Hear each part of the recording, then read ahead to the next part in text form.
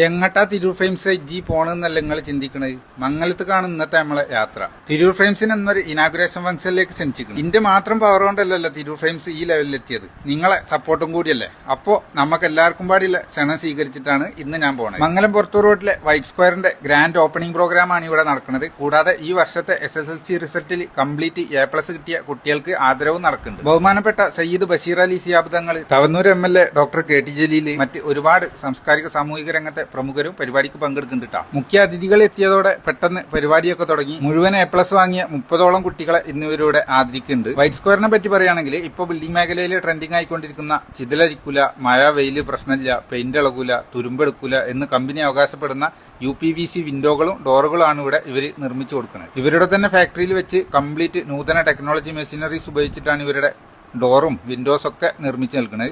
9ഓളം കളറുകളിൽ UPVC പ്രൊഫൈലുകൾ ലഭ്യമാണ്. Casement window, sliding window, tilt and turn windows, ഡോറിലാണെങ്കിൽ സ്ലൈഡിംഗ് ഡോറും ബൈഫോൾഡ് സ്ലൈഡിംഗ് ഡോറും ടിൽറ്റ് ആൻഡ് സ്ലൈഡ് ഡോറും ഒക്കെ ഇതിൽ ലഭ്യമാണ്.